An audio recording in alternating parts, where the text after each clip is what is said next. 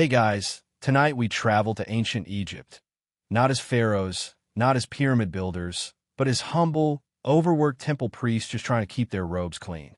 You probably think priestly duties sound noble and ceremonial, full of incense and chanting. And sure, there's some of that.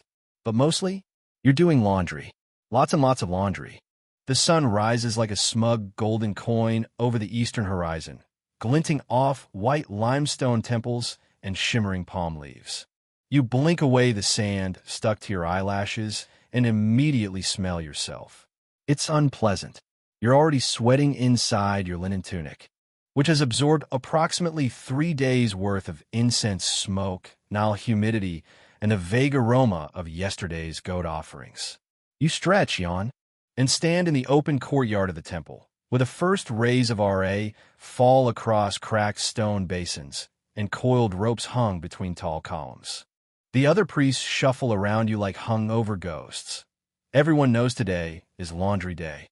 No ritual sacrifices or grand processions, just a long, hot morning of washing sacred linens that somehow smell more cursed than divine. So, before you get comfortable, take a moment to like the video and subscribe, but only if you genuinely enjoy what I do here. And if you're listening from somewhere strange or wonderful, post your location and the time right now in the comments. I love seeing where you're drifting off from. Now, dim the lights, maybe turn on a fan for that soft background hum, and let's ease into tonight's journey together.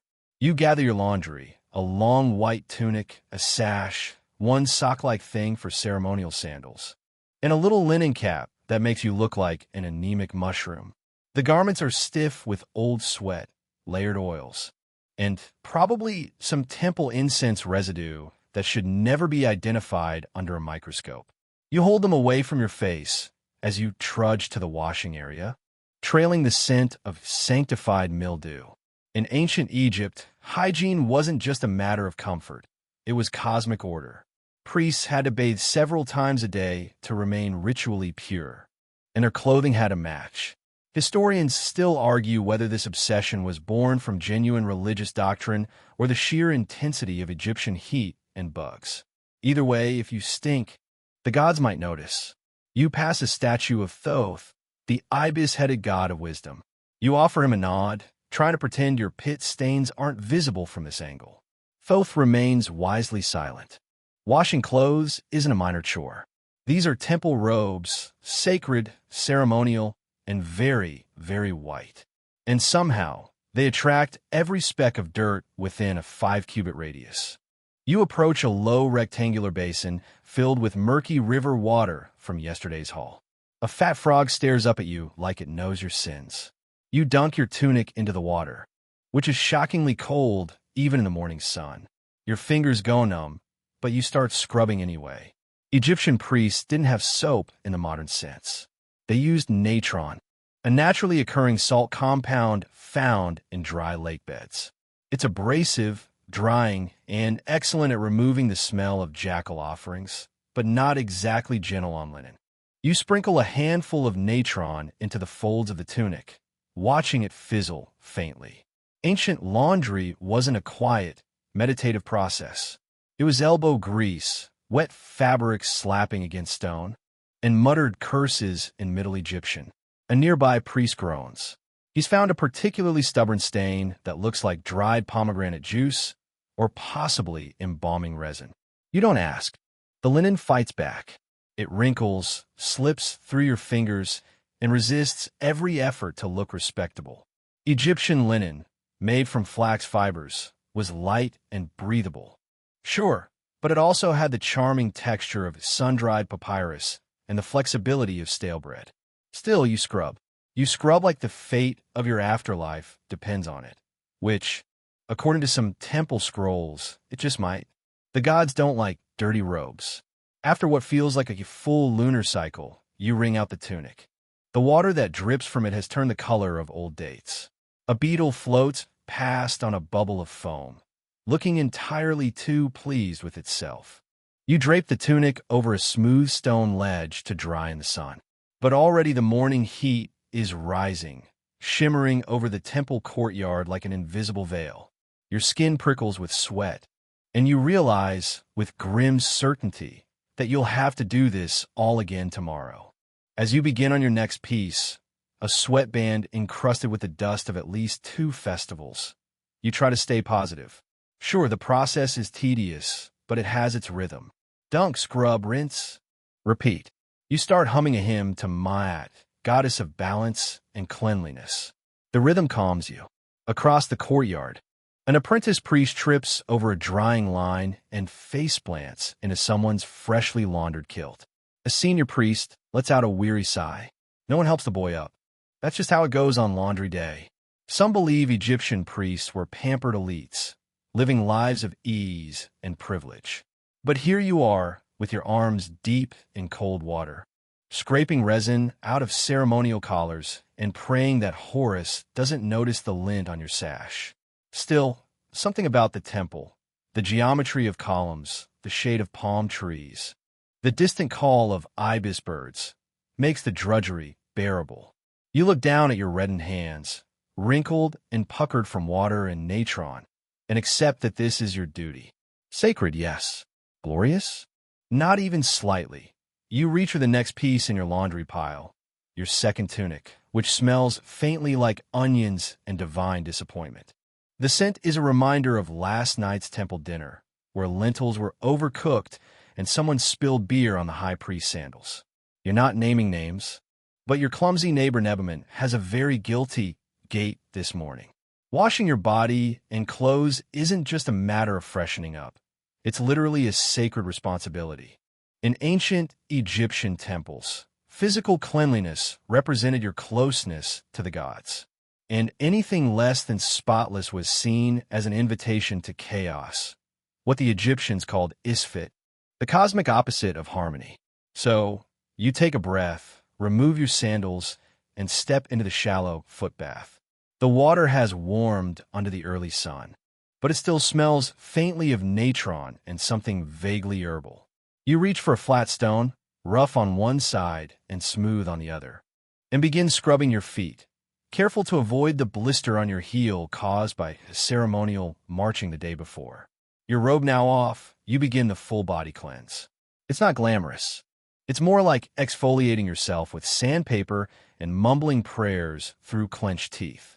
You rub natron into your underarms until your skin tingles, then splash water over your chest, neck, and the tiny crevice behind your ears, where, according to one old temple legend, impurity likes to hide.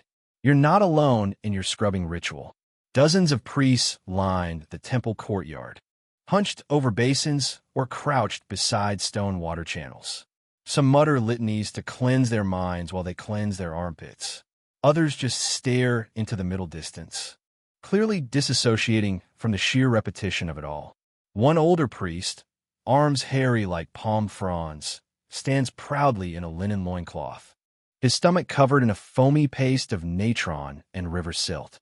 He waves at you with a cheerful, sudsy hand. You wave back, because ignoring him would be impolite and possibly unlucky, since he also claims to speak directly with Horus during eclipses.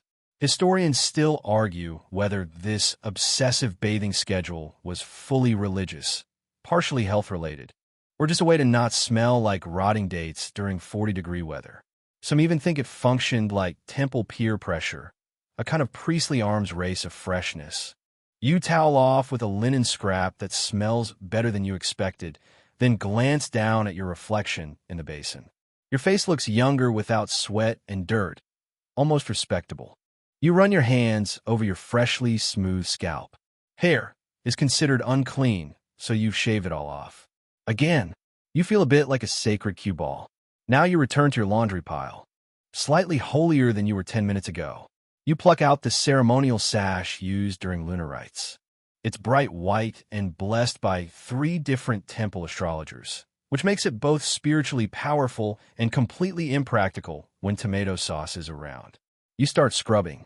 As you work, you hum a temple tune, the chant of 1,000 folds, a piece with exactly 1 note and way too many verses. The rhythm helps you time your scrubs. Left to right. Dunk. Scrub again. Ring. Repeat. You remember the last festival when a novice forgot to wash his robe and tried to cover the smell with crushed myrrh. It backfired badly. He fainted in the middle of the procession from overheating and fell directly into the sacred lotus pond. The high priest was not amused. Since then, everyone double washes their robes. The idea that impurity offends the gods is no small thing. You're not just trying to avoid a lecture from your superior. You're trying to keep the cosmic balance intact. Ma'at, the goddess of order, expects each person to play their part, and that includes making sure your tunic doesn't smell like garlic soup. You wring the sash dry and hang it on a reed line strung between two temple columns. It drips rhythmically onto the stone below. A nearby cat watches it lazily, possibly considering pouncing, or possibly just judging your laundry technique. In Egyptian culture, cats were sacred, especially within temple grounds. They represented protection, grace, and occasional mild contempt. You bow slightly to the cat. It blinks at you like it owns your basin. You return to your pile and grab your linen head wrap. This one's embroidered with a symbol of Ra, the sun god. Unfortunately, Ra is now lightly smeared with honey from yesterday's ritual offerings. You sigh and begin dabbing at the stain with damp natron.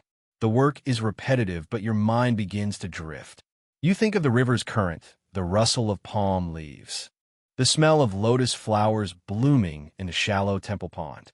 You imagine yourself as a tiny figure in a mural, captured forever in a perfect laundry fold, arms mid-scrub, face relaxed. A junior priest passes by, arms full of damp cloth. He trips over a trailing sash and yells a curse that's technically not blasphemy, but definitely not flattering to Isis. A passing ibis flaps its wings in disapproval. You stifle a laugh. Laundry here is more than physical maintenance. It's a performance of discipline. The daily rituals, the scrubbing of garments and skin, the constant effort to appear fresh and pristine. It all forms part of your temple's identity. Visitors from other regions arrive to see sacred ceremonies, and your robes must shimmer like polished alabaster.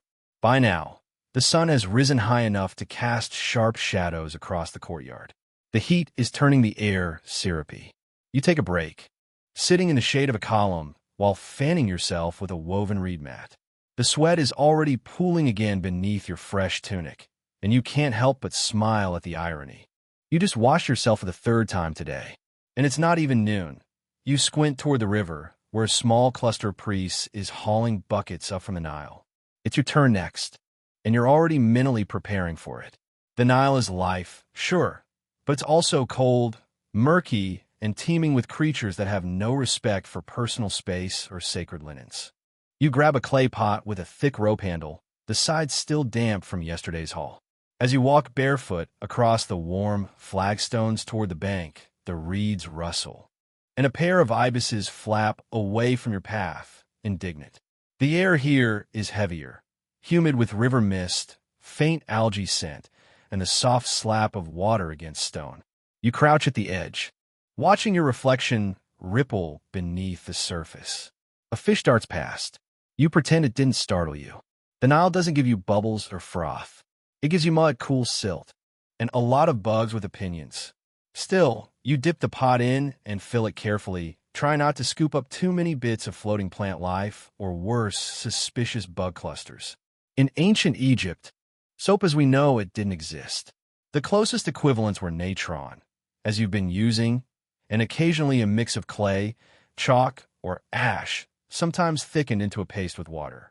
Historians still argue whether natron worked better as detergent or deodorant, but clearly did both sort of.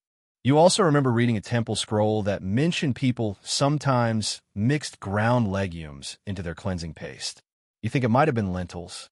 You try it. But the last time someone experimented with temple-sanctioned lentil soap, the head priest sneezed for half an hour. You lug your pot back up the embankment. It's heavier than you'd like, and the sun isn't helping. Halfway up, your foot slips slightly on the packed earth path, and for a horrifying second, you almost drop the pot. You steady yourself, mutter a thanks to any nearby river spirits, and trudge onward. Back at your basin, you pour the water in carefully.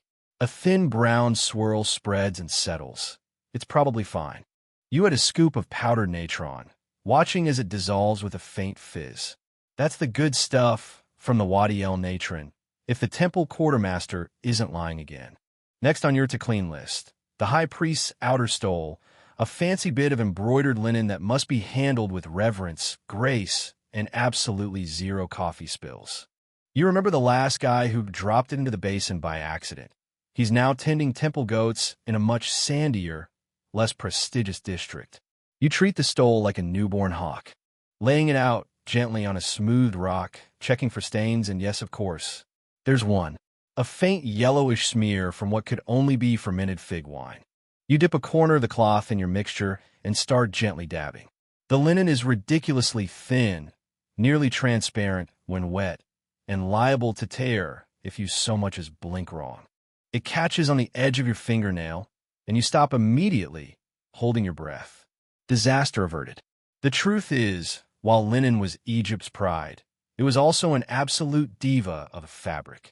Made from the flax plant, linen was prized for being cool and light in Egypt's intense heat. But unlike modern cotton, it didn't stretch. It frayed easily, and it had a remarkable talent for soaking up every substance it touched, especially things it shouldn't. You rinse the stole with the grace of 1,000 scribes. The water runs clear enough. You carefully hang it to dry beside the others, watching it flutter just slightly in the breeze, like a flag of triumph. You allow yourself a little smile. R.A. will be proud. Then your foot catches on a stone. You yelp, lurch sideways, and your elbow lands squarely in your detergent pot. Splash. Cold natron water coats your side. You stand up dripping, your expression somewhere between disbelief and despair. A nearby cat watches, judging. You squeeze out your soaked sash, muttering something halfway between a curse and a prayer. The basin is half empty now. You'll need another pot from an aisle soon, but not yet. Not until your dignity dries out a bit. You try to remember the blessings of this life. The temple gives you 3 meals a day. You sleep on a reed mat under a painted ceiling. You chant the names of gods, and sometimes get to ring ceremonial bells. That's not bad. Not everyone in Egypt gets to iron their loincloths with actual hot stones.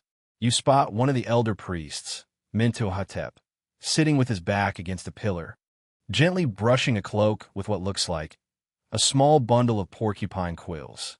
You edge closer, pretending to check your drying line.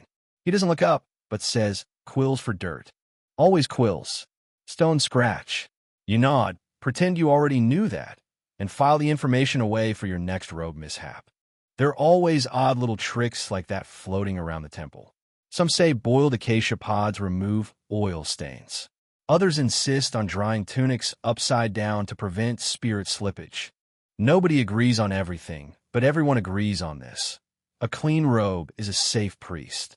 You return to your last piece, a narrow girdle with some very faded blue embroidery. It's fraying at the edges, but still serviceable. You don't bother scrubbing this one hard. It's the inner belt. No one sees it.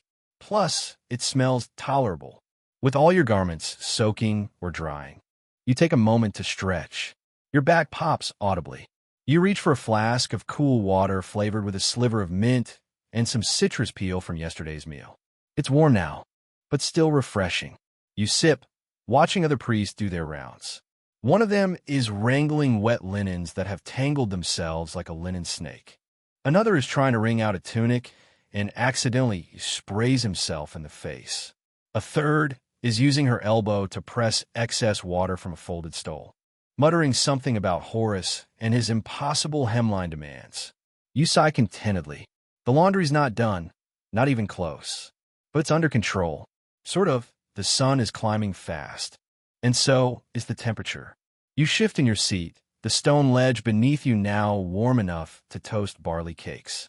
Around the courtyard, your fellow priests start doing the same fidgety, sun-dodging shuffle, stepping into whatever slice of shade they can find between columns and laundry lines. You stand, legs slightly stiff, and turn back to your linen. It's dry now, at least dry enough for the next stage. Folding. Folding might not sound important, but in your temple, folding is an art form. There's a rhythm to it, a sacred geometry even. Robes must be squared just so. Sashes need to coil like river serpents. And woe unto the clumsy priest who creases the high priest's shoulder cloth in the wrong direction. That very mistake got someone reassigned last week to latrine incense duty. You don't ask what that entails. You just fold. You take your outer tunic first, laying it on a smooth, warm stone. The linen has dried stiff at the edges, forming little salty waves along the hem. You smooth them down, using the side of your palm like a blade. One corner, then the next. Then a gentle fold in thirds, lengthwise, then across. Like wrapping a sacred loaf. That's how your mentor taught you. Linen was so valuable in Egypt. It doubled as currency. Priests were sometimes paid in bolts of it.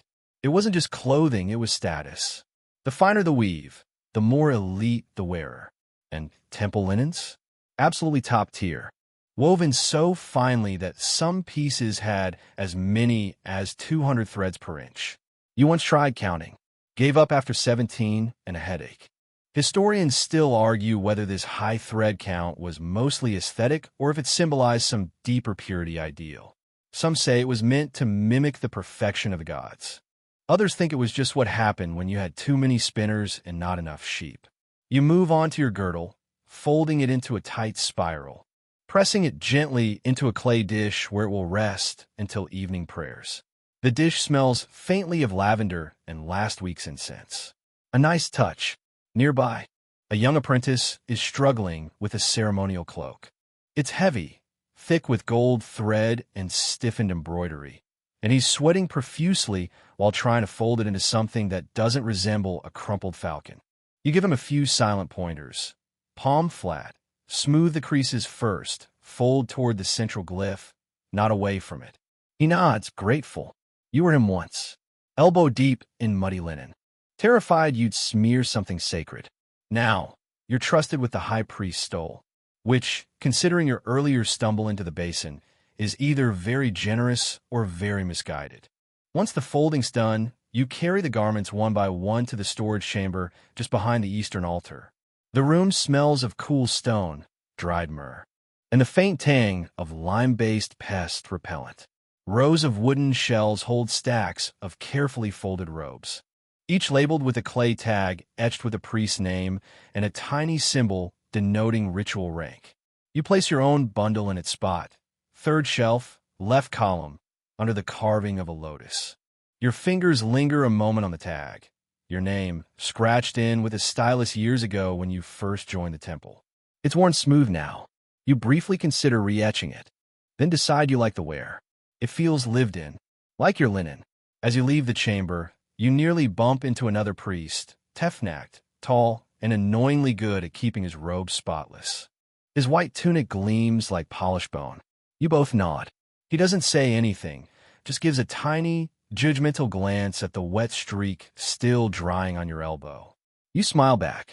Passive aggression is the sixth sacred element of temple life. You step back into the courtyard and inhale. The air is changing, drying. You catch a breeze off the river that carries in the scent of lotus and mud, and something faintly sweet, maybe date syrup from the kitchens. Laundry done for now, but your brain is still humming with tasks. Some ceremonial cloths need mending. A few incense robes still need spot checking. And then there's the issue of the yellow dye incident last week, when someone used turmeric-infused water by mistake and turned 4 stoles a curious shade of banana. The priest in charge of dyeing still insists it's a holy hue, but everyone else just calls them the banana robes.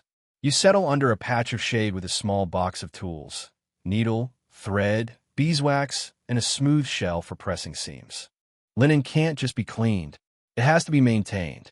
Egypt's dry heat makes the fibers brittle, and daily wear causes small tears. You start darning a small fray in your sash, stitching patiently with thread that nearly vanishes into the weave.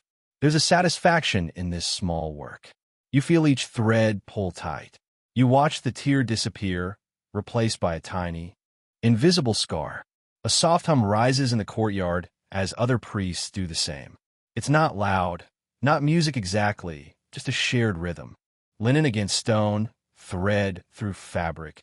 Sandals brushing across swept flagstones. A sleepy ibis waddles past your foot, You gently nudge it away before it mistakes your sash for a nesting spot. Somewhere in the back of your mind, you realize this is the real rhythm of temple life. Not the grand festivals or the golden statues. It's the quiet repetition of care, the rituals of fabric, the unseen work that holds the sacred together.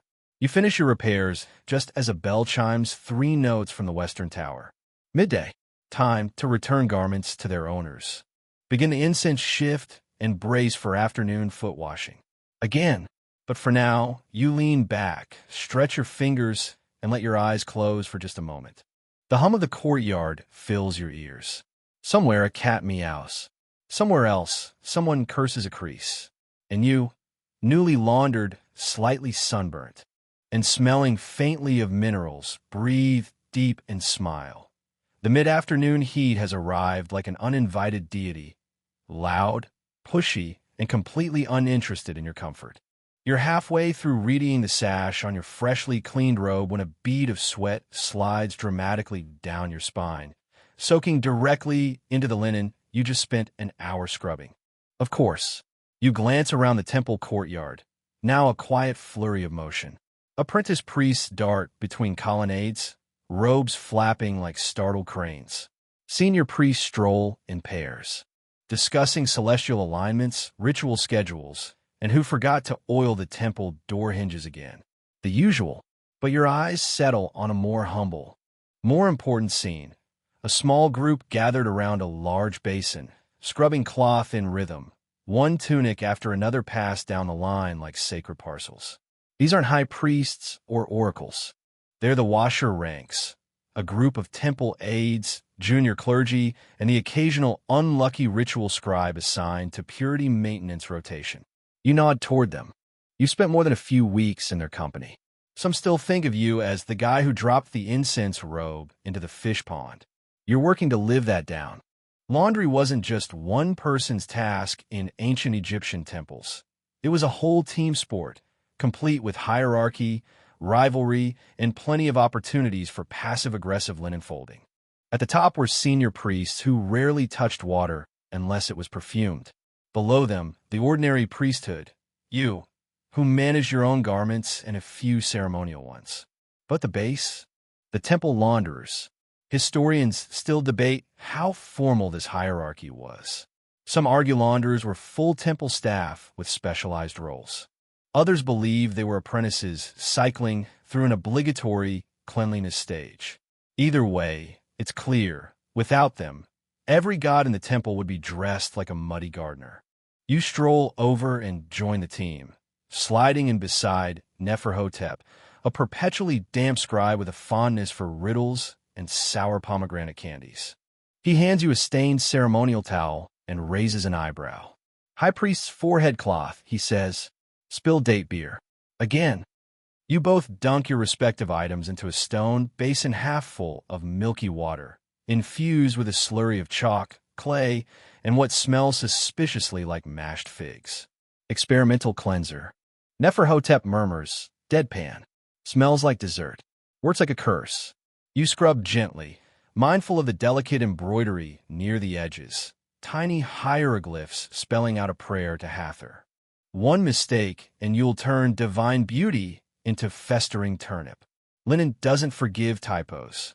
Across the basin, an apprentice uses a porous black stone to work soap paste into a thick collar. It's not soap in the modern sense.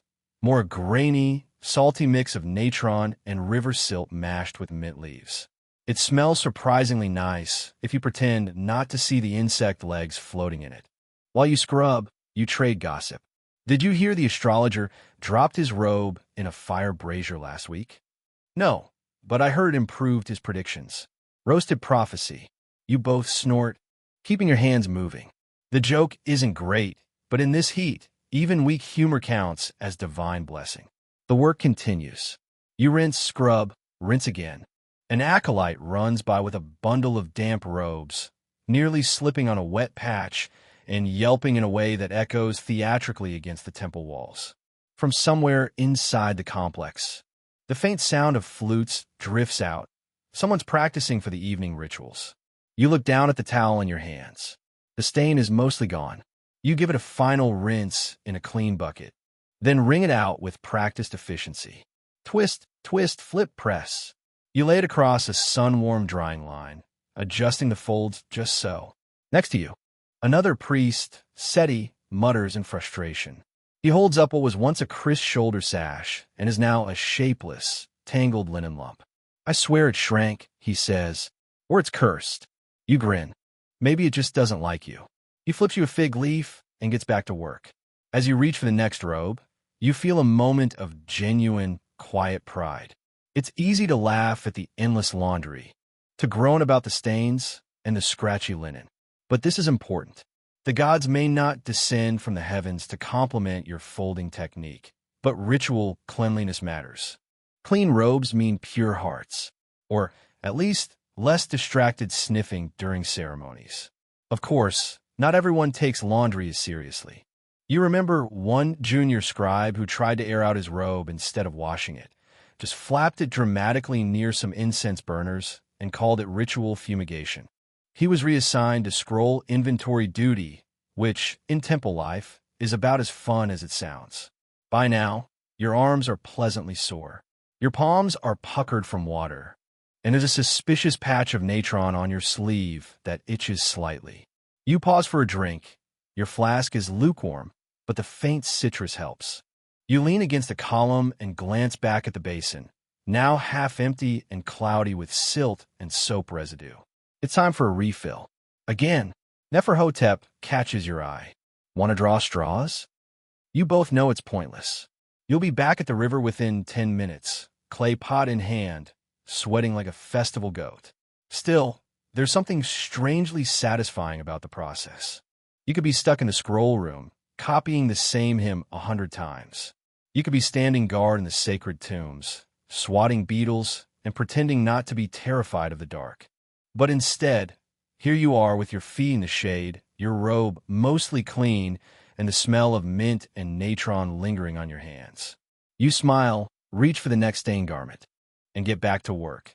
You return from your third Nile haul of the day, clay pots sloshing against your hip, arms trembling slightly from the weight.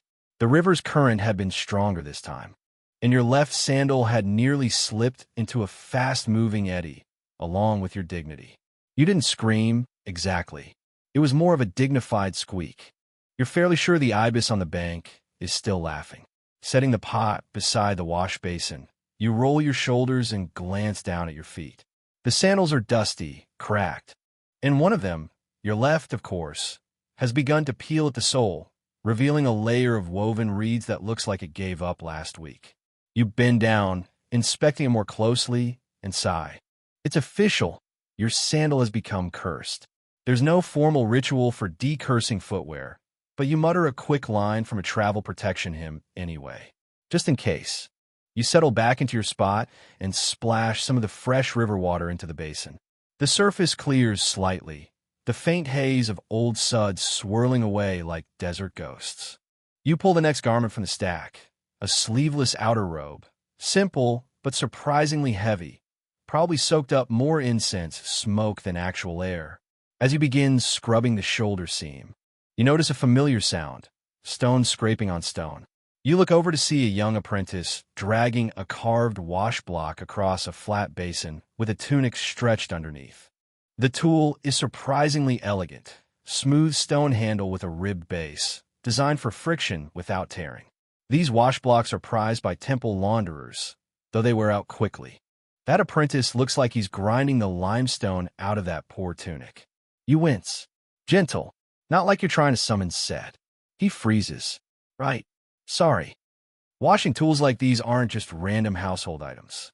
The temple maintains a designated storeroom for laundry implements. From porous sandstone scrubbers to reed brushes and drying hooks carved with protective symbols. There's even a scale for weighing natron, though no one trusts it, especially not since that one time it claimed a linen cap weighed as much as a ceremonial collar. Historians still argue whether these tools were standardized across temples or varied wildly by region. Some excavated temples suggest a kind of linen washing workshop. Others hint at more ad hoc approaches. What's clear is that the materials were chosen with great care. Stone basins were set into shaded alcoves to keep the water cool. Brushes were often made from date palm fibers, strong, flexible, and, if you're not careful, incredibly pokey. You use a curved piece of polished clay, your favorite, to scrape excess water from the tunic. The surface is smooth from years of use. The edge slightly nicked where someone once dropped it on a granite floor. Probably you. The tunic now clean, you move on to rinsing. You plunge it into the fresh water, swish it back and forth, and marvel at the sheer amount of gray cloud that billows out. You grimace. That was near your neck yesterday. While the robe soaks, you inspect your sandals again. The left one is truly in crisis. The strap has frayed nearly in half, and the reed sole is starting to curl upward like a sarcastic tongue. You make a mental note to stop by the sandal mender after Vespers. If it gets any worse, you'll be stuck going barefoot, and the temple pigeons are not known for respecting holy toes. As if on cue, a pigeon lands nearby and makes a disturbingly purposeful beeline for your damp robe. You flap your hand. It squawks and flutters off, dignity bruised. You hang the robe to dry and check on your remaining laundry. One under tunic, 2 cloth sashes, and your personal face cloth, which currently smells like incense, cumin, and panic. You get to work. Around you, the rhythm of washing continues. Splash, scrub, swish, ring. The sounds form a kind of sleepy symphony. You can hear it now. Each motion has its own beat. Someone slaps a wet tunic against stone, another chants softly while folding. The faint hiss of natron dissolving adds the high notes. Somewhere, the sandal mender is hammering salts. It's musical in a strange, soap-scented way. You begin humming along with the rhythm, almost absent-mindedly. It's not a real hymn, more like a tune from childhood, something your grandmother used to sing while polishing copper bowls. You hum louder, and a nearby priest picks it up. Within minutes, half the basin has joined in. No lyrics, just the kind of humming that says, "We're in this together, and yes, our elbows hurt too." Someone claps in time. You don't stop them. Your face cloth finishes its rinse, and you wring it carefully, aware that it's your only backup. You fold it twice, diagonally, and tuck it over a drying pole already crowded with cloth. It hangs like a banner, damp and hopeful. Then the sandal strikes again. You shift your weight slightly, and the left sole gives out with a dramatic flop sound, folding completely backward under your foot. You stumble, catch yourself, and give the sandal a long, silent look. It says nothing. It knows what it did. A nearby apprentice chuckles. "Laugh now," you say, "but next week, this could be you." He nods solemnly. "I'll start preparing my offering to the sandal gods." You limp over to a bench and remove the offending shoe. The inner lining has separated, and the reed twine is unraveling like a curse.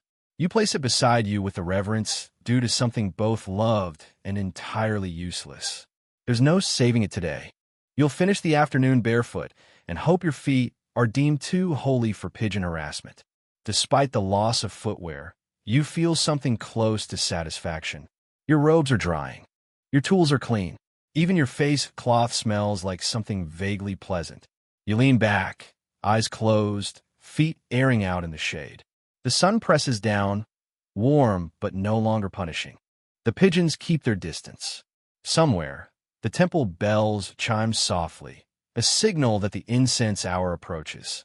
But for now, you rest, surrounded by the quiet pride of a job done right. A basin half full, and a cursed sandal finally at peace. The incense bell rings again, 3 soft chimes carried on the wind, and you stretch your shoulders. Rising slowly from the bench where you've been resting your now one-sandaled self. Laundry may be finished for the moment, but temple life moves in predictable tides. And the next ritual tide is rolling in thick with the scent of frankincense and urgency. You gather your now dry robes, folding them with an almost sleepy grace. The tunic crackles slightly, the linen stiffened by the sun. You smooth the worst of it with your palms, brush away a speck of dust, and nod at your reflection in the basin water. Passable, possibly even holy, if the light hits you right. The high priest appears at the far end of the courtyard, arms spread dramatically as he dictates last-minute adjustments to the incense procession. His robe is crisp, his sandals shiny, and his voice carries the confidence of someone who hasn't scrubbed their own linens in 20 years.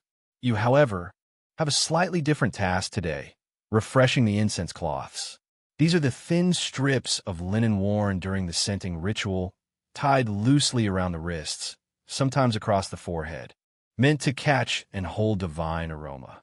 They also catch and hold sweat, tears, and occasionally smoke ash, so regular cleaning is essential. You head toward the incense chamber, tucked beneath the side hallway behind the main altar. The air grows cooler as you enter, thick with centuries of fragrant buildup. Wooden racks display hundreds of tiny cloths, each assigned to a priest, an hour, or a scent.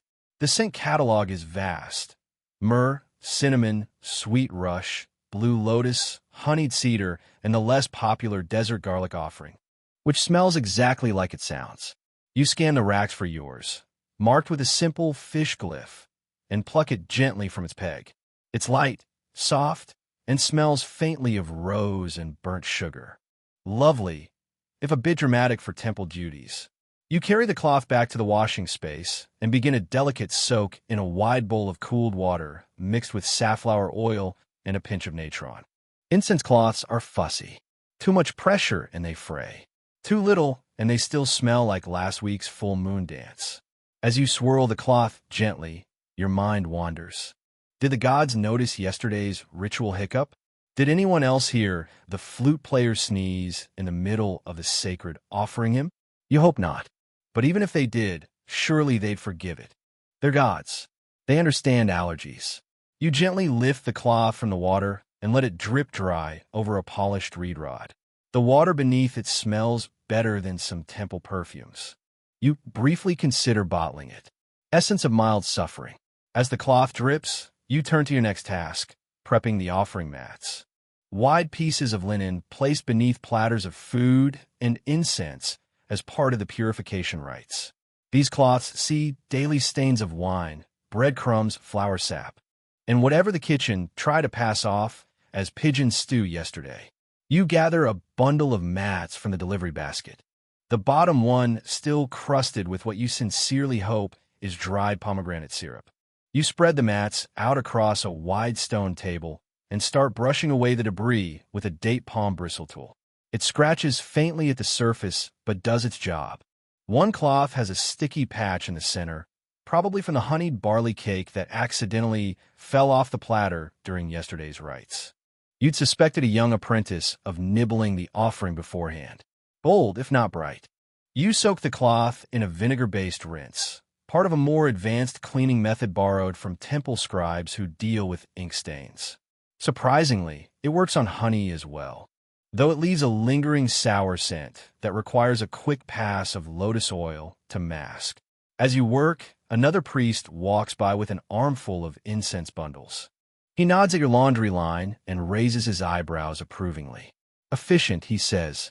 Cleanliness is godliness, you reply. He pauses. Unless the gods prefer mystery and mild odors. You both chuckle, and he disappears down the corridor, trailing the faint scent of cinnamon and something smoky. You return to your now-dried incense cloth and fold it neatly, laying it in a special pouch stitched with the symbol of Hathor. It feels light in your hand, delicate and potent, a tool of the sacred, or at the very least, a very fancy rag. Historians still debate whether these cloths had real spiritual significance or just an elaborate way to keep sweat off priests during long ceremonies.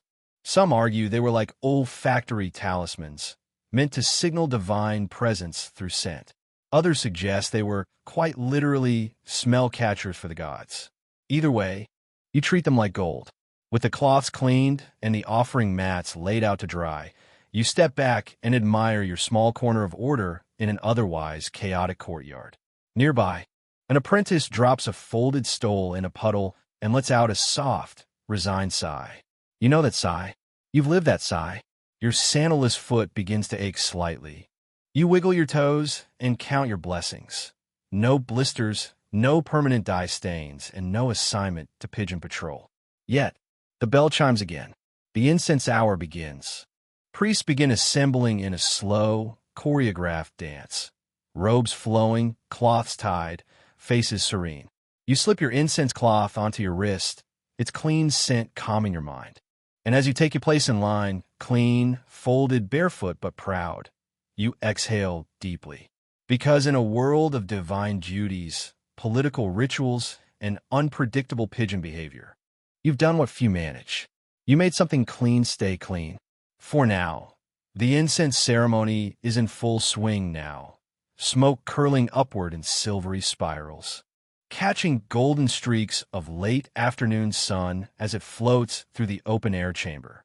You stand among your fellow priests, wrist wrapped with your freshly laundered incense cloth, linen robe gently rustling in the warm breeze, and not a single visible stain in sight. A small miracle. The high priest begins his chant, voice sonorous, rising like the smoke itself. Each priest around you echoes the refrain in quiet harmony, the words ancient and practiced, more vibration than meaning. You chant too, not thinking about the words but about the rhythm. Breathe in, speak, pause, let go. As the scent of blue lotus and myrrh fills the air, your thoughts drift again, this time to the purification pools. You'll need to visit one tonight. Every priest must. Eventually, the temple rulebook is firm. Laundry may be clean, but the body must be cleaner. You think back to your last visit, which involved slipping on a stray offering fig and landing face first in sacred water. Very spiritual, very damp. You like to avoid that this time. Your duty's complete. You quietly excuse yourself from the formation, bowing once to the altar flame, and make your way toward the southern purification chamber, where a small open-air pool sits behind tall, carved columns. The air here is cooler, shaded by creeping vines and the thick temple walls. The pool itself glistens, fed by a narrow channel that winds directly from the Nile, filtered through sand beds and perfumed with crushed lotus petals. You remove your sash, tunic, and underwrap, laying them neatly on a bench carved with lotus designs, and step into the water. It's cold. Not this slightly bracing kind of cold. No, this is the did I offend the crocodile god kind of cold. You gasp softly and slowly sink in, letting your body adjust. Try not to flinch too hard. Dignity matters. The water envelopes you, and for a moment, everything falls silent. Just ripples, breath, and distant birdsong. You lean back, floating slightly, and let your mind wander. The Egyptians believed water had cleansing power not just for the body, but the soul. It was sacred, especially flowing water. Anything from the Nile was imbued with divine order. By immersing in it, you were aligning yourself with Ma'at, the principle of balance. Historians still debate how often these purifications occurred, daily, weekly, before specific rituals. Some papyri suggest morning and evening washings. Others hint it depended on what ritual you were scheduled for. You suspect the truth was somewhere in the middle, heavily influenced by personal hygiene levels and political alliances.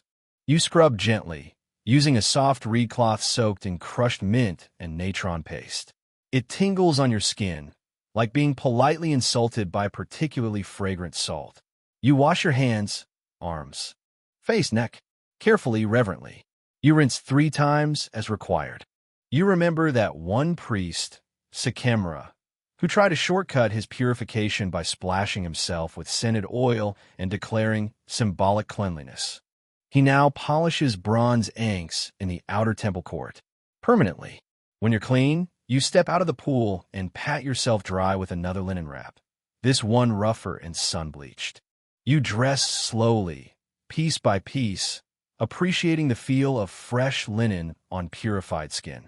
The sensation is oddly satisfying. Crisp, faintly holy. Back in the courtyard, evening light begins to stretch across the stone floor. Shadows grow longer.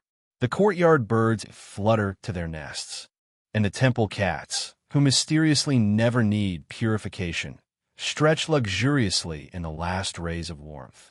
You take a detour past the garment storage hall, where the linen robes are kept under lock and prayer. It's quiet inside, the air filled with the gentle scent of camphor and dried reeds. You inspect a few robes you're responsible for, one scheduled for ritual wear tomorrow. You check the seams, the folds, the scent. One has a faint crease that could be interpreted as a wrinkle or a warning. You smooth it with the heel of your palm and hum a short protective verse under your breath, just in case. A stack of garments nearby bears a small clay tablet. To be re-dyed. Ah yes, the temple dyeing process. A nightmare in indigo. Literally. You recall the last attempt to recolor an older priest's outer cloak. It turned a vivid shade of teal, which no one could explain. The official record listed it as divine blue. The unofficial story is that someone swapped out the woad for leftover fig wine. Dyeing temple robes is a specialized job, usually done by color priests or trained artisans. The process uses plant-based dyes, madder root for red, indigo for blue, saffron and turmeric for yellow, and usually involves multiple rounds of soaking, drying, chanting. And please don't let this turn purple ing. Historians still argue whether certain colors were truly reserved for particular ranks, or whether regional trends influenced what was considered holy. You suspect it was a little of both, and a lot of priestly ego. You return the garments gently, close the shelf with a respectful tug, and head back out into the main courtyard. The incense is still lingering, softer now, wrapping around you like a dream half-remembered. One of the senior priests is lecturing a young initiate on proper folding technique. Again, you hear snippets. No, fizz. Not quarters. This is not laundry for Osiris's cousin. You pass them by, offering a small nod, and return to your quiet corner near the wash basin. You sit, letting the weight of the day settle into your limbs. Clean, purified, and only one sandal short of perfection. The breeze returns, soft, cool, tinged with lotus. It ruffles your robe, cools your forehead, and carries away the last of the afternoon's heat. You've washed, folded, repaired, scrubbed, and submerged yourself in sacred chill. Tomorrow will bring more laundry, more stains, more sandals. But tonight, you've done enough. The stars begin to peek out above the palm-lined horizon, faint at first, then bold and blinking as the dusk deepens. You're still seated in your little corner of the courtyard, robe clean, incense cloth stored, and toes wiggling freely in the evening air. Somewhere nearby, a priest gently strums a lyre out of tune, and someone else is clearly trying to recite hymns while hiccuping. So much for solemnity. With the ritual duties paused for the night, attention turns to a more practical and, frankly, delicious temple task, garment airing and perfuming. You rise with a soft grunt and make your way toward the drying atrium, where long lines of linen flap gently under stretched awnings, absorbing night air and preparing for their final finishing, scenting. The scenting ritual is less mystical and more olfactory. After all, nobody wants to wear a robe that smells like river mud and soap rocks. But in temple terms, perfuming garments serves both a sacred and social function. You're not just clean, you're spiritually fragrant. And depending on what oils are used, possibly very popular at festivals. You stop at the stone cabinet housing the scent vessels, a range of oils and resins kept tightly sealed in alabaster jars. Each priest is allowed a personal blend for everyday wear. Though high ceremonies require coordinated scents to avoid what the high priest once diplomatically called olfactory competition, you unscrew your jar, an elegant mixture of blue lotus, cedarwood, and a single drop of almond oil, and inhale. It smells like evening rivers and old scrolls. You dab a bit onto your cloth, then a bit more behind your ears. A priest must be prepared. You begin scenting the freshly laundered linens in your care. A few drops on each fold, gently massaged in using a soft goat hair brush reserved for this exact purpose. It's slow work, meditative even. You think of it as combing the sleep out of fabric, preparing it for sacred duties and very early mornings. Historians still argue over just how elaborate these perfuming practices were. Some believe only royal priests had dedicated scenting sessions. Others point to archaeological finds, perfumed wrappings, oil-stained storage jars, that suggest it was common even for modest temples. Whatever the case, you know this. Nothing says divine order like a robe that smells better than the man wearing it. The fabric absorbs the oil quickly, softening as you work. Some priests overdo it. One guy last month walked into the sanctuary smelling like an entire date grove on fire. He claimed it was symbolic. It was mostly just headache-inducing. Once the robes are scented and neatly hung again, you take a moment to inspect the priestly laundry ledger, a clay tablet etched with names, tasks, and faintly passive-aggressive notes about missed washings. Your name appears beside completed tunic, sash, incense cloth. You add a neat tick and try not to notice that someone, probably SETI, has drawn a suspiciously smudged ibis beside your initials. As you return the scent brush to its holder, your eyes land on a shelf of rarely used items. Ceremonial head wraps, winged collars, armbands woven from linen and papyrus fiber. These garments are reserved for festivals and celestial alignments. Fancy pieces worn for exactly 12 minutes before being packed away in panic. You pull one out, an ornate shoulder drape stitched with tiny gold-threaded stars, and inspect it. Beautiful, stiff, and filthy. A faint crescent of what might be soup stains the edge. You hold it up to the torchlight and squint. Is that lentils? You sigh. This is what always happens. The moment things feel finished, some divine prank in the shape of another garment appears. You roll up your sleeves and fetch a shallow wash bowl, whispering gently to the fabric like a bribe. You soak the edge with care, using a damp cloth dipped in warm mint water. The stain begins to lift, slowly, resentfully, like a guest who won't leave the party. You keep working. A cat pads silently behind you and hops onto the scenting table, curls into a ball, and immediately falls asleep on a freshly dried stole. You stare at it. It purrs softly, unconcerned by your growing existential despair. Don't mind me, you mutter. Just hours of divine laundry work under your belly. It twitches its ears. You return to the stain. The robe finally gives in. The lentil arc fades into oblivion, and you pat the area dry with a clean cloth. You lay the robe flat again and look over the rows of garments drying gently in the breeze, neatly folded, faintly glowing, and now fully scented. There's something quietly noble about it, you think. You didn't fight battles today. You didn't command plagues or translate ancient stars. But you did make sure the sacred shoulder drape of the moon ceremony won't smell like soup. That counts. You stretch your back, neck popping slightly, and turn to tidy up. Oil jars closed, brushes cleaned, ledger marked. Then, finally, you gather your own robe and fold it gently over your arm. The temple is quieter now, just the rustle of drying linen, the low whisper of night winds, and the steady chirp of distant frogs. The moon is rising slowly, casting soft light over the stones and making every robe shimmer faintly. You walk slowly back toward your sleeping quarters. One clean robe in hand, one sandal still traitorously broken, and the soft scent of cedar trailing behind you like a sacred echo. And as you reach your doorway, you whisper a small prayer, not for health or power or prophetic dreams, just a simple plea. Please, let no one spill lentils tomorrow. The doorway to your quarters is just tall enough that if you forget to duck, just once, you'll spend the rest of your evening muttering curses at ancient architects. You remember this too late. The wooden lintel gives your forehead a gentle thunk, and you stagger in, blinking, robe still folded over your arm like nothing happened. Inside, your small chamber smells faintly of dried reed mats and sandalwood. The lamp on your wall flickers lazily, casting golden shadows across your writing tools, your spare sash, and of course, your broken sandal, which you had ceremoniously deposited by the door earlier like a relic of martyrdom.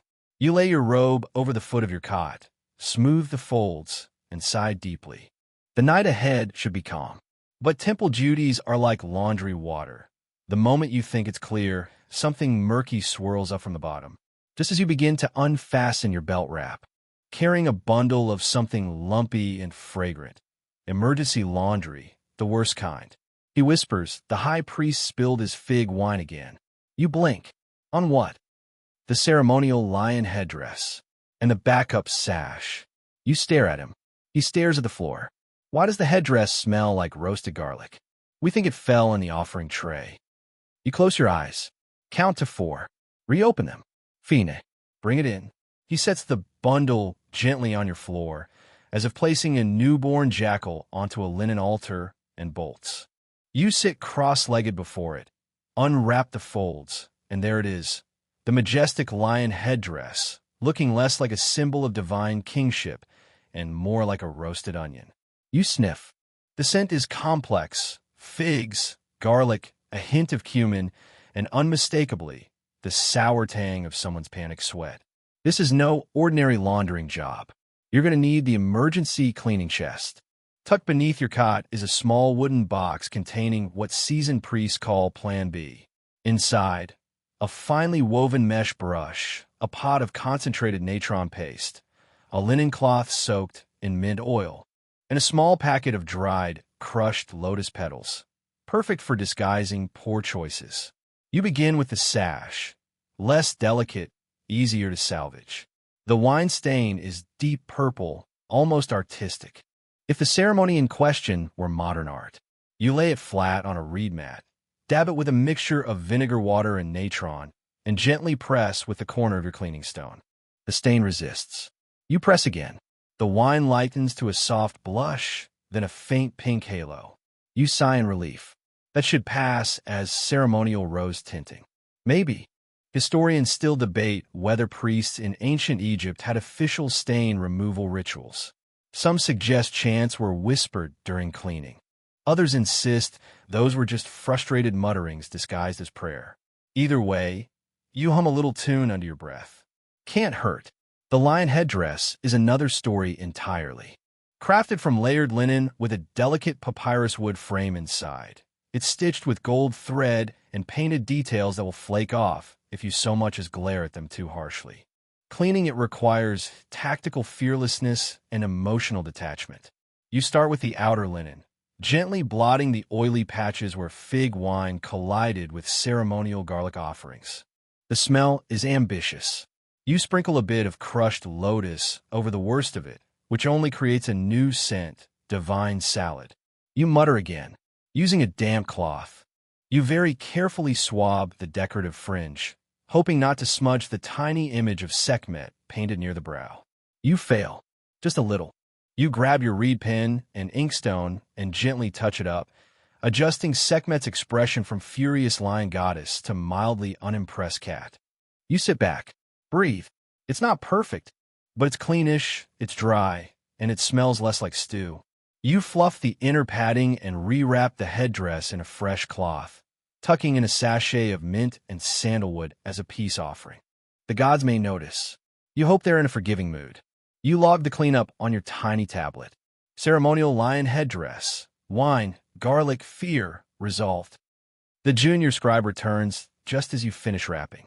He reaches for the bundle, pauses, and raises an eyebrow. Smells minty? You shrug. That's divine intervention.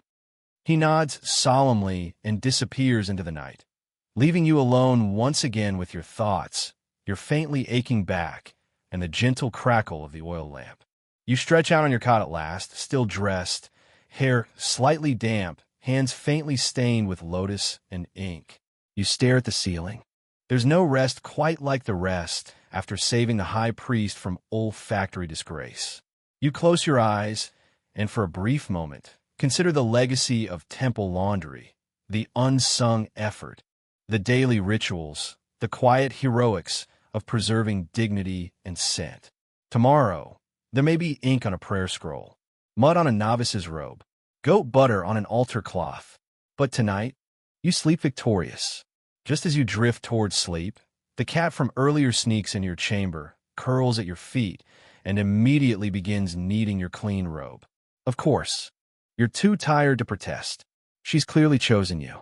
You fall asleep to the sound of soft purring, your left sandal mournfully propped beside your bed like a warning from the gods. You wake before the sun, as all temple priests must, though wake is a generous term. You lurch upright from a dream where you were washing Osiris's laundry only to find Anubis had scribbled, "Wash me," in natron on every cloth. Sacred humor, surely. The cat has vacated your robe and left a fine layer of fur behind. You sigh and brush at it with your hand. It clings like gossip. You'll deal with it later. You wrap your sash, pull on your cleaned robe, and limp slightly as your left foot remembers it's still operating under a sandal deficit. You'll visit the sandal mender this afternoon. You've said that for 3 days now. Perhaps today the gods will finally smile upon your arch support. Outside, the temple courtyard is cool, dew slicking the stone tiles and puddling in small seams. A few early priests pass silently, robes swaying like soft flags. One of them carries an urn of date paste. Another balances a basket of folded cloths on his head, walking with a grace you deeply envy. You head toward the laundry storeroom, your morning duty today being one of the least glamorous and most necessary, preparing new cloths from raw linen. The basket you're assigned is labeled unrefined, northern fields, which means coarse weave, stiff texture, and, most importantly, still smells faintly of goat. You sit cross-legged beside a low table and start your prep. Each cloth must be examined for flaws, loose threads, weaving errors, and small but incredibly sharp burrs that somehow survive every rinse. You pick them out with a reed stylus, muttering small blessings as you go. Historians still argue whether these laundry prep duties were rotated or assigned based on skill, age, or sheer unluckiness. Judging by your current job and your limp, you're guessing unluckiness. One cloth in particular gives you trouble, thicker than the others, still bearing a faint smear of clay, likely dragged across the floor of a weaving hut. You scrub it gently with a paste of crushed pumice and palm wine, watching as the clay slowly lifts away, leaving behind a paler patch. You smooth the fibers carefully. No one will notice unless, of course, that patch ends up directly on someone's shoulder during a public ceremony. You say another blessing, just in case, as you fold and stack the prepared cloths. A fellow priest approaches with what can only be described as a sacred laundry emergency face. "The festival collars," he whispers. "The edge threads are unraveling." You close your eyes. How many? All of them. Of course. The festival collars are wide, circular linen accessories worn over the shoulders, embroidered with symbolic colors and lined with soft reed stiffeners. They are fragile. They are fussy. And now, apparently, they are fraying like a priest's sanity at dusk. You abandon your goat-scented stack and follow him to the collar storage alcove, a cool, shaded room with racks of hanging garments that look, at a glance, like an art installation about patience. You take down one of the collars and inspect it. The edge embroidery, tiny threads dyed with saffron and lapis, is pulling loose in several places, likely from improper folding or too many hands handling them during rehearsals. You sit again, reed needle in hand, and begin the repairs. Stitch by stitch, you rebind the threads, tucking the loose ends under, whispering small rhythmic phrases to keep your fingers steady. You've done this before. Stitch, twist, smooth, exhale. It's oddly soothing in a repetitive, "how is this my life" kind of way. Beside you, the other priest joins in, mending a particularly shredded edge. He frowns at it. Was someone biting this? You glance over. It does look like tooth marks. "I don't ask anymore," you say. You both work in silence for a while, save for the occasional sigh or muttered him fragment. The air smells faintly of saffron and fatigue. After 3 collars, your hand begins to cramp. You flex your fingers, shake them out, and stand to stretch your legs. A quick detour takes you to the tool shelf, where bundles of spare thread are sorted by color and formality. Ritual gold, ceremonial blue, standard beige, and your personal favorite, very slightly off-white. You restock your spool and notice, tucked behind the thread rolls, a forgotten jar of temple balm, a mint and myrtle salve meant for sore hands. You apply a little and immediately feel less like a crumpled scroll. The balm tingles, in a good way. Back at the collar table, You finish your final repair and lay the collars out to dry. The neatness pleases you. Rows of linen arcs like small moons, stitched back into sacred readiness. You feel a flicker of pride, temporary triumph in the realm of threads. As you stand, the other priest glances over and asks, "Will you lead the folding prayers?" You nod, take a deep breath, and recite softly, "May these cloths hold firm. May the threads not stray. May the gods forgive our stitching." He nods solemnly. So it is said, folding prayers are optional, technically, but everyone does them. Laundry is personal, emotional even, and the gods, you suspect, have favorite tailors. You roll your shoulders and glance at the sundial. Nearly midday. Your next task looms. Sorting the cloths returned from the field of reeds procession, which, based on last year's experience, will contain crushed lotus petals, goat hair, and possibly a small insect collection. But for now, you pause. Your repaired collars rest peacefully. Your hands smell like mint and effort, and though your sandal situation remains unresolved, your spirit feels marginally less frayed than your stitching thread. Midday in the temple arrives not with fanfare, but with the quiet clinking of water jars being shifted into shade and a collective sigh from every priest who now has to pretend they're not overheating in layers of linen. The sun stands directly above, pouring light into the courtyard like golden syrup, and every stone tile radiates the heat of a small campfire. You're crouched beside the returned garments basket, bracing yourself for what can only be described as a fabric-based archaeological dig.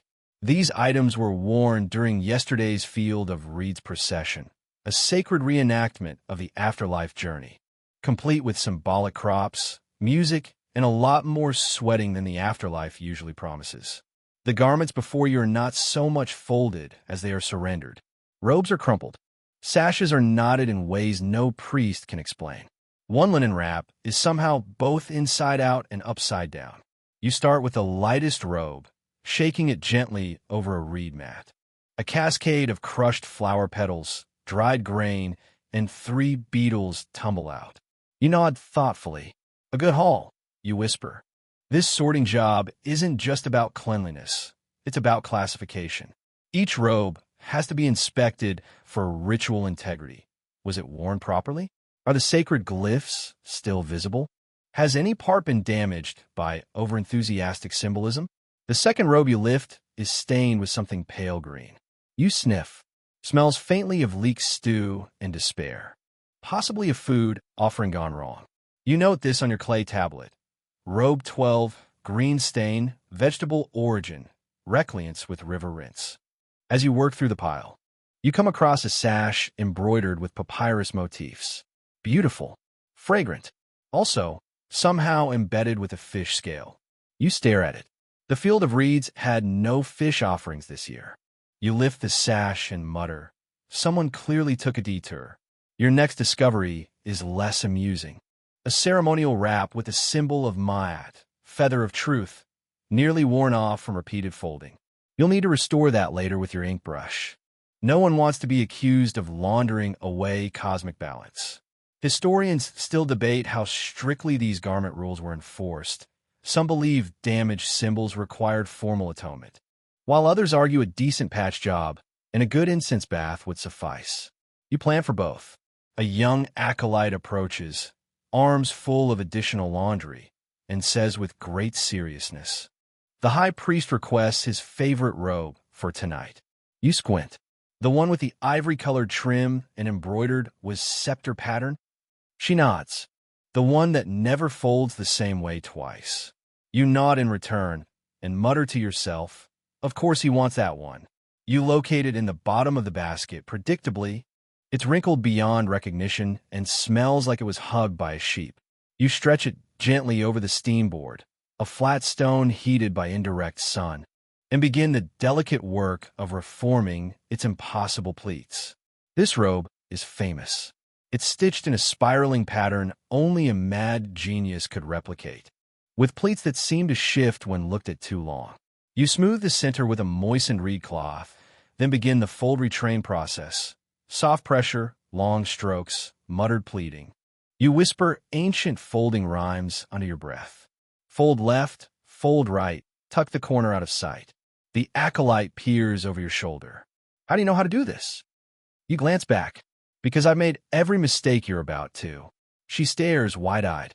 You gently hand her a clean robe from the finished pile. Start folding. And if you drop it, pretend it was intentional. As she leaves, you exhale and return to your robe.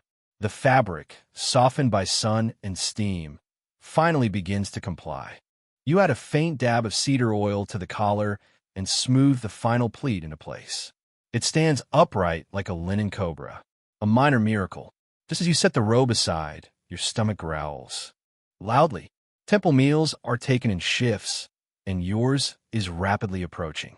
You make your way to the priest's meal courtyard, where benches circle a small fountain and trays of lentils, bread, and dried figs await.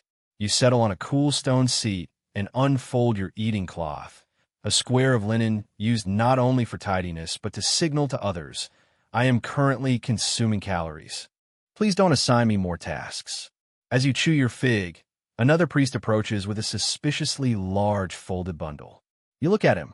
He looks at your eating cloth. I'll wait, he says, settling next to you. You both eat in silence for a moment. Then he murmurs, Did you hear the acolyte tried to iron a robe with a hot prayer tablet? You nod. It left a hieroglyph. Which one? You chew. Snake. He nods. Acceptable.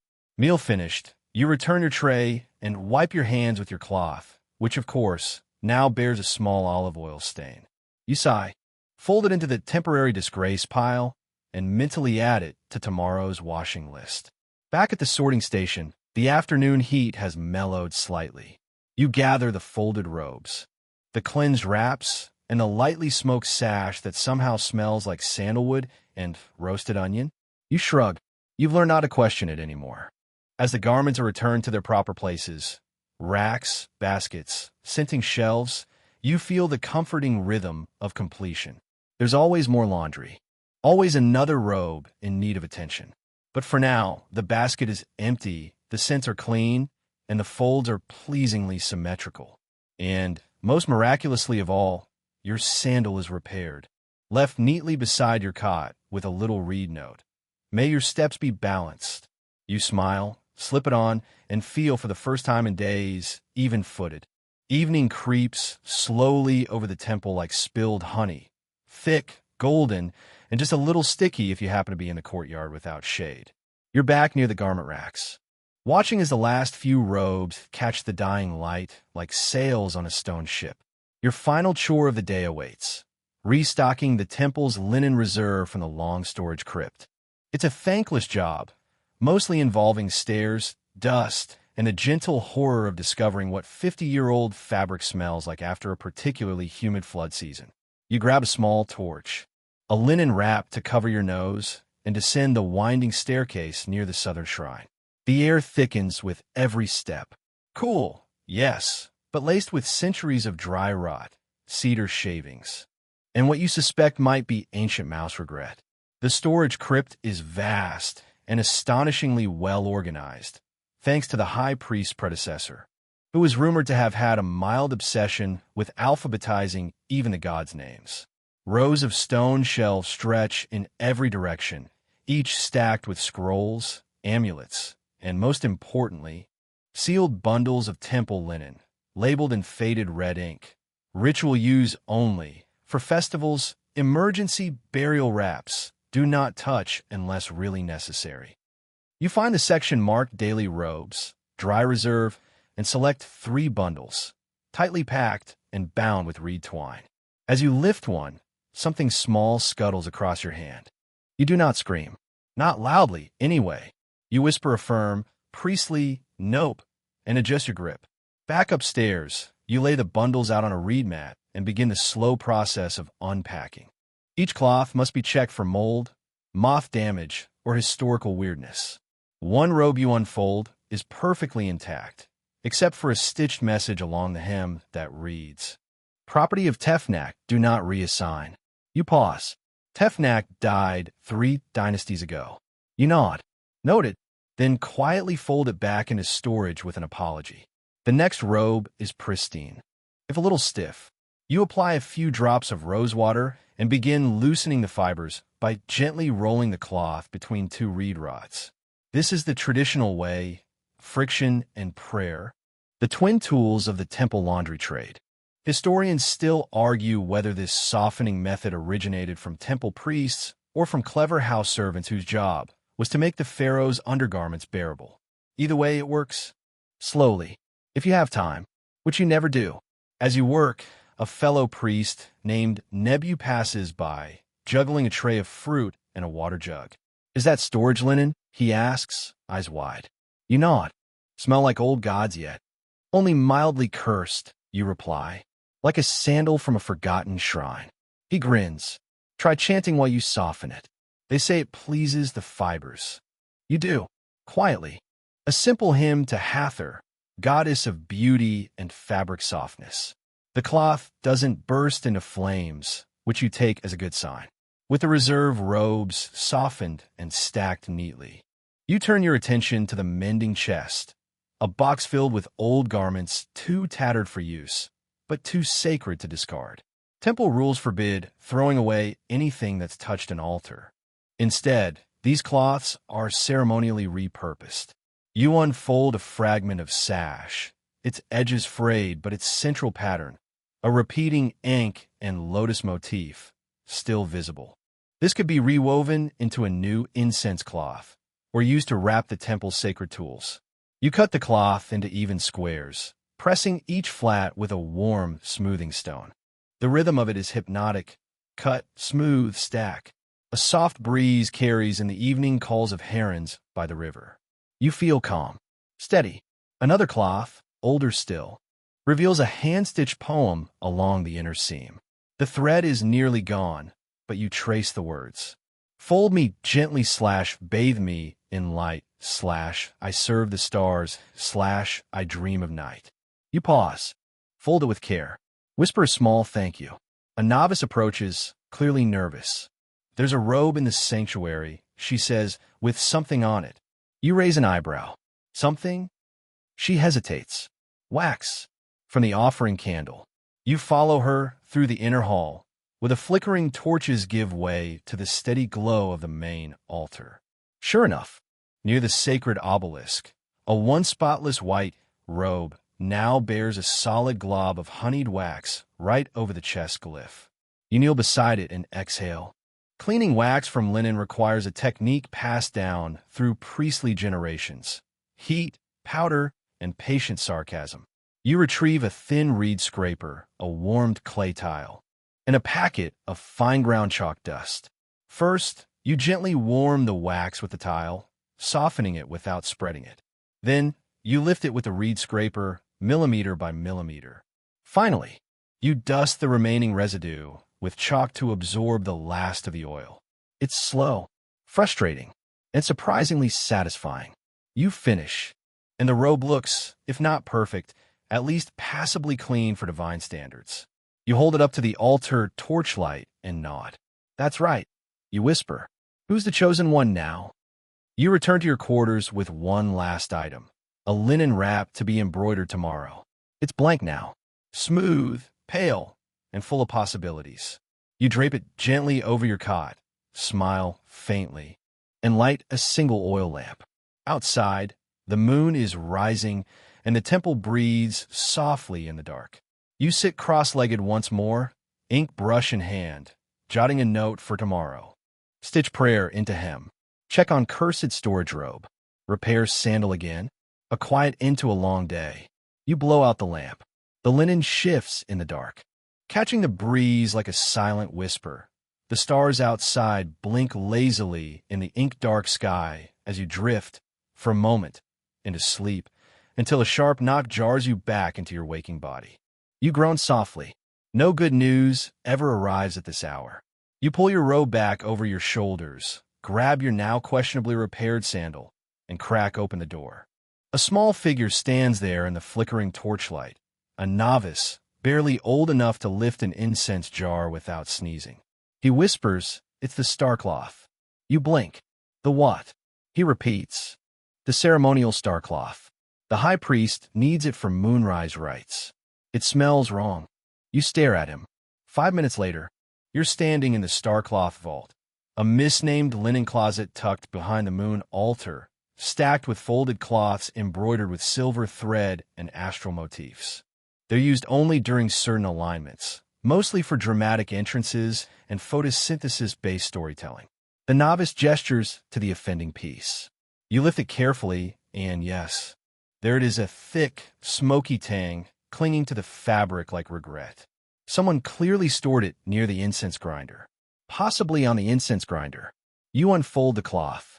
It is beautiful, inky indigo linen shot through with threads of copper and silver, with each star embroidered by hand, slightly irregular and full of charm. But right now it smells like burnt myrrh in desperation. You spread it over the ventilation screen and begin fanning it gently with a wide palm frond.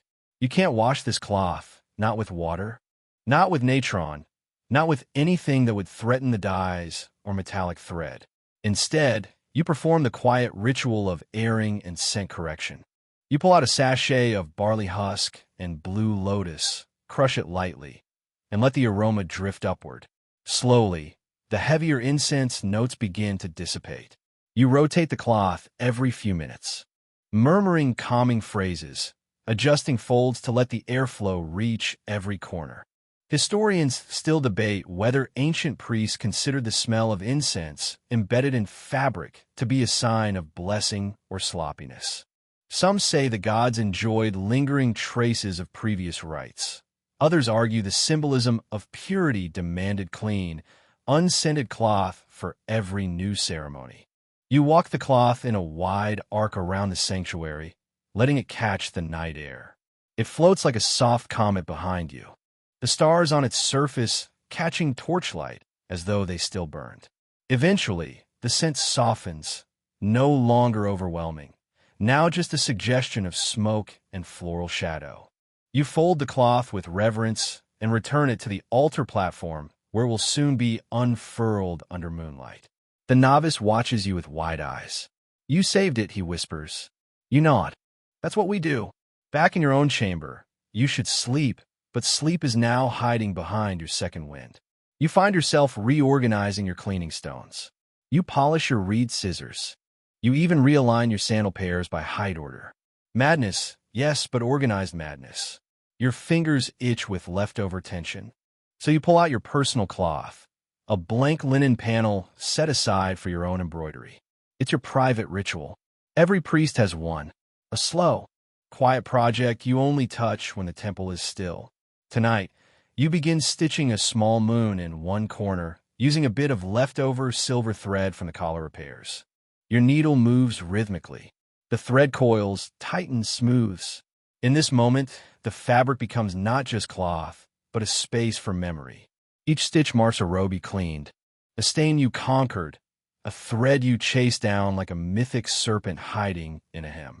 You remember the headdress that smelled like garlic, the wax stain that required chalk and prayers, the sash embroidered with poetry from a priest you'll never meet, and the robe marked Tefnacht, the one who dreamed of night and stars long before your time. Outside, the wind shifts. A soft breeze curls through the window, fluttering the edge of your cloth. You pause, hold the linen in place, and exhale. There is no end to this work, no final garment. But there is peace in the knowing, in the repeating, in the folding, the softening, the stitching of time in a thread. You stretch, blink slowly, and rise from your workbench. You fold the moon-stitched cloth, kiss it lightly, and tuck it under your head wrap, next to the cedar sprig you keep for calm dreams. Tomorrow will bring new robes, new smells, new catastrophes hidden in pleats. But tonight, the starcloth is saved, the sandals aligned, and even the cat has fallen asleep on a different priest blanket. You smile. Some blessings are quiet.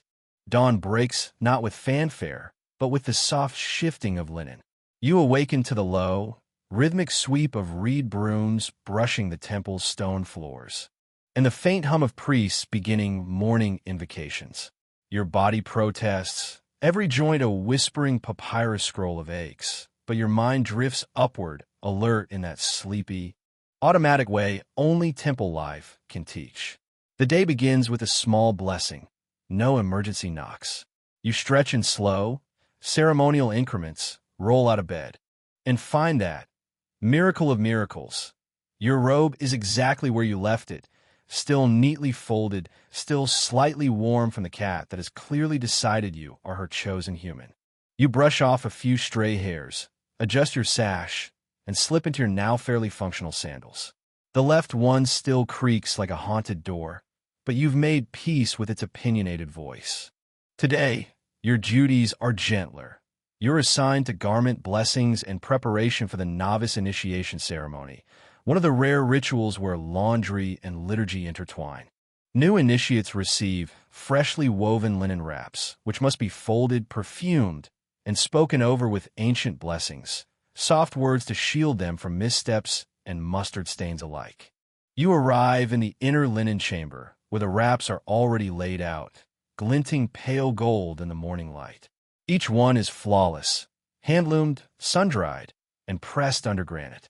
You check the fibers with a practiced eye, smoothing edges with your fingertips, adding the faintest touch of cedar oil to the hems. You light a cone of incense, blue lotus and sandalwood, and wave it gently over the wraps, watching the smoke drift and coil like snakes climbing a ladder.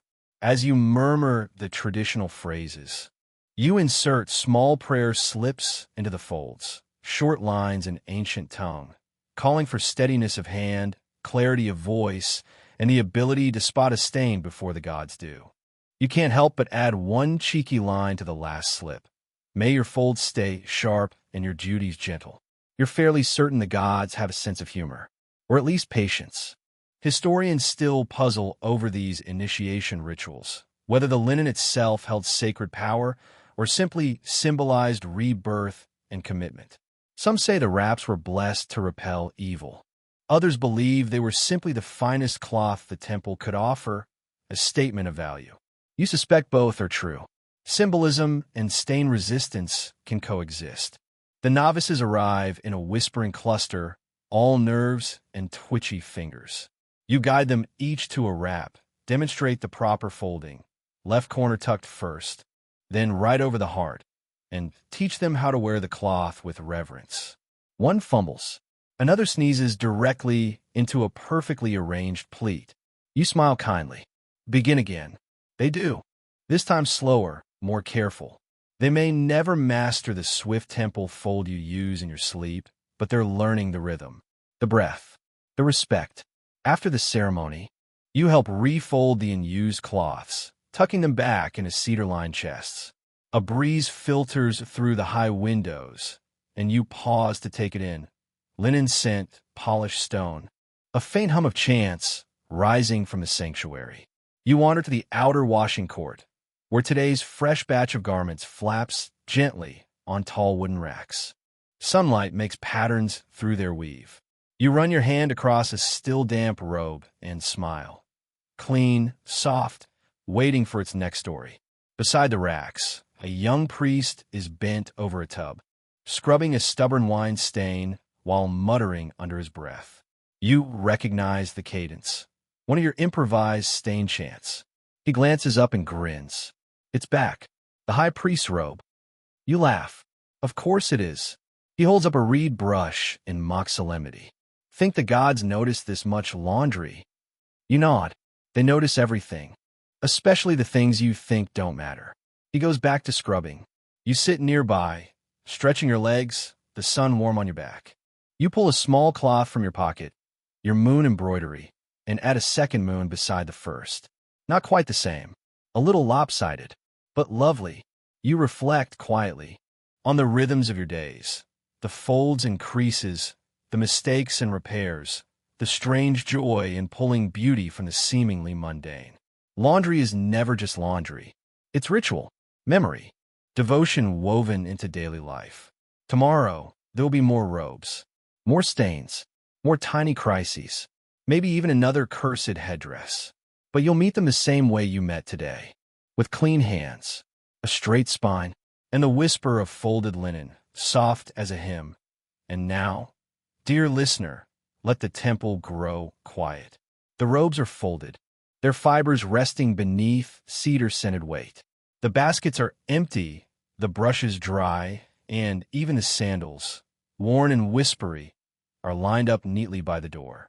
You lie back on your sleeping mat, the linen pillow cool beneath your neck, the rustle of your robe, a final lullaby against your skin. Outside, the moon hangs heavy over the Nile, casting soft silver ribbons across the water. Somewhere, a heron calls, then falls silent. The oil lamp burns low, flickering just enough to make the shadows dance like slow-moving scribes along the walls. You let your breathing fall into rhythm, like a folding chant, like the ebb of the sacred river. In and out, again and again. All around you, the temple breathes with you. The walls hold the secrets of centuries. The cloths carry the warmth of prayers whispered during stain removal and stitch work. Even your calloused hands, now still, have become part of something larger, something soft and strong. You've washed away wine, soothed out wrinkles, repainted lions, and folded starcloth by moonlight. And tomorrow will wait. Tonight, the gods have tucked your spirit in, brushed your brow with blue lotus, and smoothed every crease of thought from your mind. No more duties, no more wax stains, only peace, only stillness, only the slow, comforting sigh of linen settling in the dark. You are safe. You are clean. You are home. Good night.